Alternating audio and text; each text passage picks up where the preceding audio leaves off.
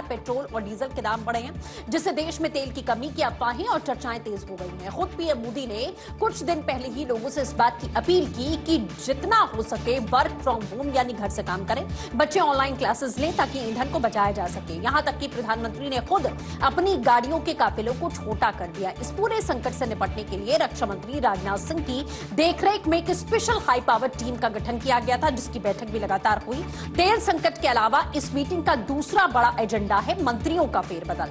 साल 2026 में मंत्रिपरिषद की पहली बैठक है। सूत्रों के मुताबिक जून के दूसरे हफ्ते में मोदी सरकार की कैबिनेट का विस्तार संभव है। खबर है कि पिछले कुछ दिनों से सभी मंत्रियों के काम का हिसाब किताब देखा जा रहा है। जिस मंत्री ने अच्छा काम किया उन्हें बड़ी जिम्मेदारी मिल सकती है और जिनका काम ढीला रहा उनकी छुट्टी हो सकती है। आज इस पर आखिरी मुहर लग जाएगी माना जा रहा है। दुनिया में चल रहे तनाव के बीच में पीएम मोदी का साफ कहना है कि युद्ध का किसी बाहरी संकट की वजह से देश की आम जनता को कोई तकलीफ नहीं होनी चाहिए।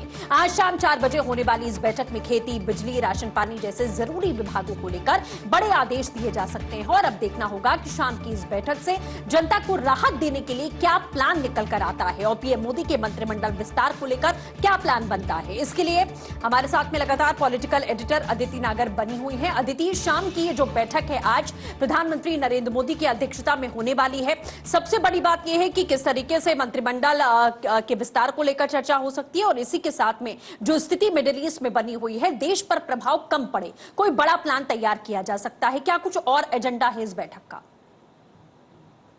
देखिए, ये जो मंत्रिपरिषद की बैठक है, काउंसिल ऑफ मिनिस्टर्स की बैठक लगभग हर साल होती है और इसी समय होती है। क्योंकि आपने कहा कि मंत्रिमंडल में फेरबदल हो सकता है, 2021 में हुआ था और इसी वजह से हर बार इसको इससे जोड़कर देखा जाता है। नरेंद्र मोदी कार्यकाल, चाहे वो मुख्यमंत्री थे चाहे वो प्रधानमंत्री हैं, उनके कार्यकाल में फेरबदल देखने को मिलते भी हैं।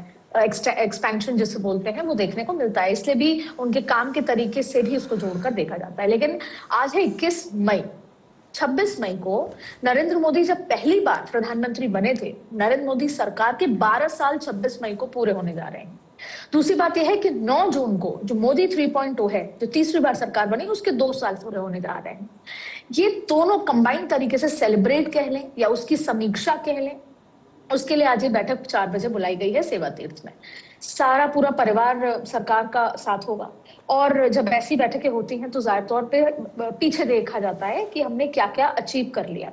जब हमने पहली बार मोदी की सरकार आई थी तो हमने जो वादे किए थे, मैनिफेस्टो किए थे, लोगों की जो उम्मीदें थी पूरी की, दूसरे वादे पूरी की।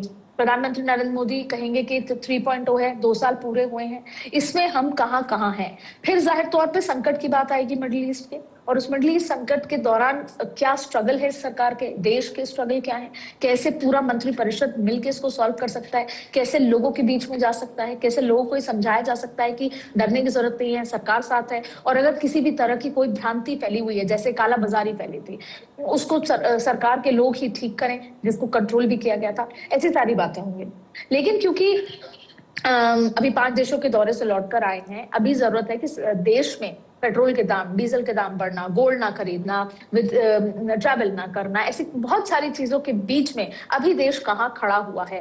प्रधानमंत्री आके कुछ बहुत अच्छी खबरें भी देने वाले हैं कि हमने 5 देशों के दौरे में क्या अचीव करा और उससे क्या फायदा इमीडिएट देखने को मिलेगा।